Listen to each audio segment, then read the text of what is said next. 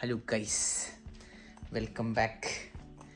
ഇപ്പോൾ റെഡിയായി, പാക്കിംഗ് ഒക്കെ കഴിഞ്ഞ് നാട്ടിൽ ഇറങ്ങാൻ നിൽക്കുകയാണ്. നാളെ ഫ്ലൈറ്റ്, പക്ഷെ നമ്മൾ റെൻ്റ് കാർ എടുത്തിട്ടുണ്ട്. ഇപ്പോൾ നമ്മൾ ഡയറക്റ്റ് മോൺട്രിയലിലേക്ക് വണ്ടി ഓടിച്ച് പോയിട്ട് അവിടെ ഡ്രോപ്പ് ഓഫ് ചെയ്യാനാണ് പ്ലാൻ. നമ്മൾ റെൻ്റ് കാർ എടുത്തത് ഇവളുടെ ഉള്ള കിയ സെൽട്ടോസാ. ഇത് കിയയുടെ സ്പോർട്ടേജ് ആണ്. അത്യാവശ്യം കുഴപ്പമൊന്നുമില്ല. ഇതിൻ്റെ ലഗേജ് സ്പേസ് ഒക്കെ അത്യാവശ്യം നല്ല കേട്ടോ. 6 പെട്ടിയൊക്കെ ഈസി ആയിട്ട് കയറും. വലിയ ലഗേജ് സ്പേസാ. നമ്മളിപ്പോൾ മോൺട്രിയൽ എത്തി ഗൈസ്. ഇപ്പം എല്ലാം ഫ്രഞ്ചിലാകണ്ടോ.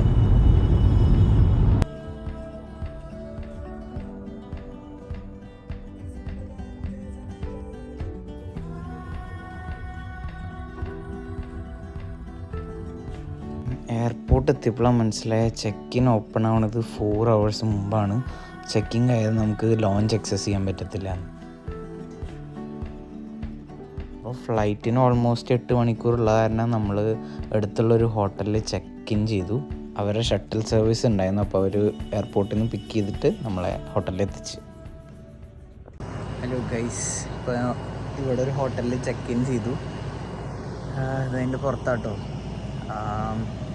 എയർപോർട്ടിൽ ബാഗേജ് ഡ്രോപ്പ് ചെയ്യണ സാധനം അടച്ചിട്ടുക. അത് കാലത്ത് 6 മണിക്കാണ് തുറക്കത്തുള്ളൂന്ന്.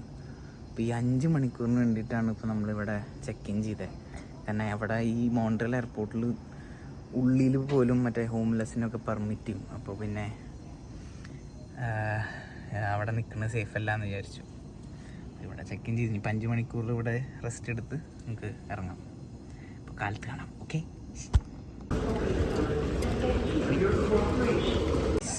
നമ്മൾ ചെക്ക് ഇൻ ചെയ്തു. ഇപ്പോൾ അതെ സെക്യൂരിറ്റി ചെക്ക് കഴിഞ്ഞ് ഇവിടെ കയറി. ഇവിടെ നോട്ടീസ് ചെയ്തെന്ന് പറഞ്ഞാൽ ഞങ്ങളെ മാത്രം എന്താ പറയുക, മാറി മാറി ചെക്ക് ചെയ്യിപ്പിക്കുക, നമ്മുടെ ലഗേജ് മാറ്റി തുറന്ന് ഇതാക്കുക. എനിക്ക് ഭയങ്കര പൊട്ടയായിട്ട് തോന്നി കേട്ടോ അത്. ഞങ്ങൾ ലോഞ്ചിലേക്ക് ആക്സസ് എടുത്തു. ലോഞ്ചിൽ പോയിക്കൊണ്ടിരിക്കുക.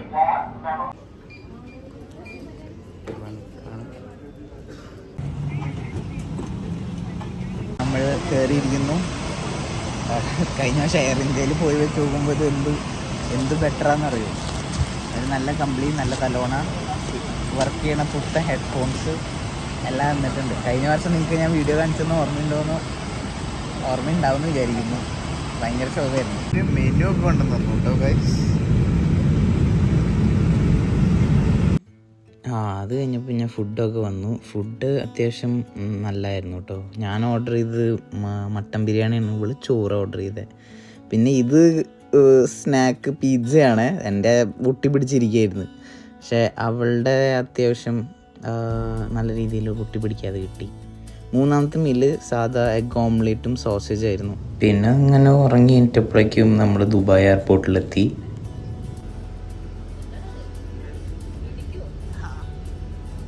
ഇപ്പോൾ നമ്മൾ ദുബായ് ടെർമിനൽ 1 ടെർമിനൽ 3 ടെർമിനൽ 1 പോയിക്കൊണ്ടിരിക്കുക.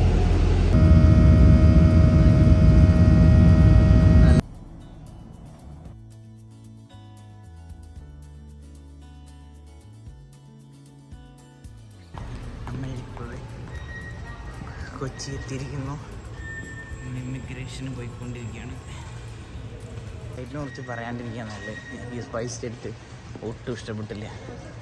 പക്ഷേ എമിറേറ്റ്സ് അടിപൊളിയായിരുന്നു. അതിന് സ്പെഷ്യൽ താങ്ക്സ് ടു അവളുടെ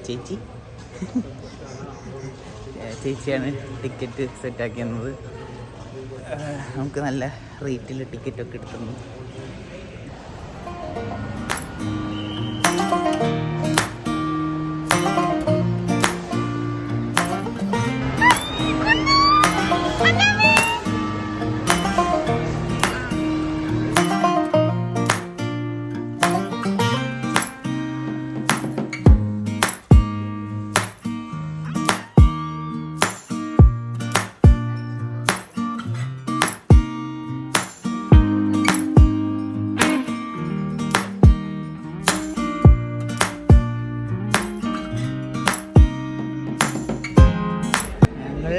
എയർപോർട്ടിൽ നിന്നായിട്ട് പാരഗോണിലേക്ക് വന്നു നോക്കുക. ഞാൻ ഇതുവരെ പാരഗോണിലത്തെ ഫുഡൊന്നും കഴിച്ചിട്ടില്ല.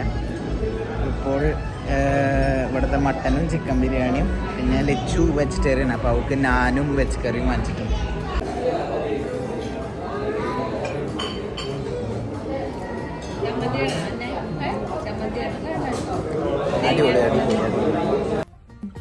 അന്ന് ലാസ്റ്റ് അവിടെ ഫുഡ് കഴിക്കാൻ കയറിയിട്ട് പിന്നെ ഡയറക്റ്റ് വീട്ടിൽ പോയി കിടന്ന് ഉറങ്ങായിരുന്നു. പ്രത്യേകിച്ച് വേറെ വ്ളോഗൊന്നും എടുക്കാൻ ഞാൻ വിട്ടുപോയി. ഇപ്പോൾ കാണുന്ന ഇവോൾ എന്ന് പറഞ്ഞൊരു തൃശ്ശൂരിലുള്ള ബ്യൂട്ടി പാർലറിൽ അമ്മ പോയതാണ്. നമുക്കൊരു ഫംഗ്ഷൻ ഉണ്ടായിരുന്നു, അപ്പോൾ അവിടേക്ക് പോകാൻ വേണ്ടി അമ്മ ഹെയർ സ്റ്റൈൽ ചെയ്യാൻ വന്നതാണ്.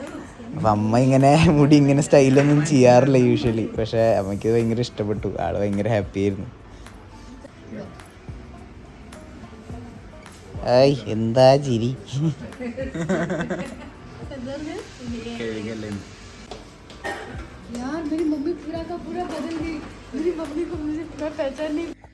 ഹലോ ഗൈസ്, അപ്പോൾ വീഡിയോ എല്ലാവർക്കും ഇഷ്ടപ്പെട്ടു എന്ന് വിചാരിക്കുന്നു. ഇപ്പോൾ ഈ വീഡിയോ ചെറിയൊരു വീഡിയോ ആയിരുന്നു. 5 to 6 മിനിറ്റ്സിൻ്റെ ഉള്ളിലാണ് ഇതിൻ്റെ കംപ്ലീറ്റ് ആവണത്. അപ്പോൾ ഇതിൻ്റെ രണ്ടാം ഭാഗം ഉണ്ട്. അപ്പോൾ അത് വിത്തിൻ നെക്സ്റ്റ് 2 ഡേയ്സിൻ്റെ ഉള്ളിൽ ഞാൻ അപ്ലോഡ് ചെയ്യുന്നതായിരിക്കും.